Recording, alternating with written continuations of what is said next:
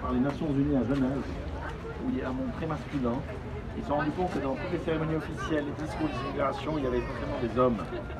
Et donc les messieurs qui ont derrière ce programme s'engagent à éviter qu'une cérémonie publique, disons quelle qu'elle soit uniquement des hommes qui prennent la parole. Donc merci beaucoup d'avoir joué le jeu en sautant de ton lit. C'est d'autant plus méritoire. Mais effectivement, en faisant cet exercice, on se rend compte que ça arrive encore très souvent. Qu'il n'y ait que des messieurs qui prennent la parole.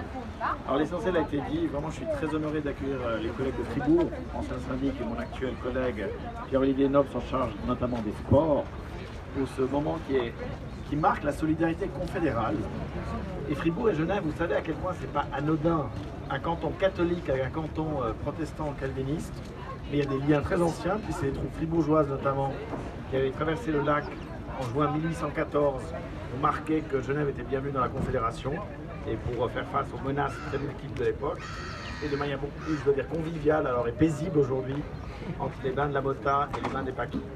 Alors je ne vais pas revenir sur toutes les qualités, la passion qu'on a pour les bains des Paquis, mais quand même relever que le New York Times, c'est pas rien le New York Times, a fait un article sur 36 heures à Genève. Et évidemment, qu'est-ce qu'il y a eu comme photo pour illustrer l'article? C'est les bains des Paquis. Ils ont précisé, alors ça c'est un tout petit peu exagéré, qu'en gros pour différencier les touristes des Genevois aux bains des Paquis, les Genevois seraient nus, les touristes pas. Alors vous voyez aujourd'hui que c'est pas tout à fait le cas. Mélangé pour moi avec le sauna, je sais pas, enfin bref, donc pas tous les Genevois sont nus, donc on est quand même une société calviniste. Il faut dire qu'effectivement c'est une reconnaissance, et j'aimerais, Pierre-Olivier l'a très bien fait, mais rendre hommage à l'extraordinaire dynamisme et engagement de l'association des bains. C'est un exemple d'histoire genevoise puisque ce sont quand même des gens des quartiers qui ont résisté à la distribution des bains et à la transformation contre l'avis des autorités de l'époque, un référendum gagnant et depuis c'est un modèle du genre, aussi de mixité, d'accueil, de capacité de s'adapter qui est absolument extraordinaire, hiver comme été. C'est vrai que c'est un lieu qui rassemble vraiment à Genève et c'est pas anodin dans une société qui est quand même assez cloisonnée. Et alors on est heureux évidemment d'avoir pu inspirer nos collègues fribourgeois, mais je crois que vous avez votre propre histoire très riche, tu l'as dit Pierre-Olivier, une dame centenaire mais extrêmement vivante. Et effectivement, les bains publics, si à l'époque ils venaient de considération, on va dire, hygiénistes dans les milieux urbains, aujourd'hui avec le changement climatique, on le voit à Genève de manière flagrante, la population demande plus que jamais l'accès à l'eau pour se rafraîchir. Vous voyez le succès de la plage des Eaux Vives de l'autre côté. On vient d'annoncer des nouveaux aménagements pour accéder au lac le long du quai ici, après les bains, après le port.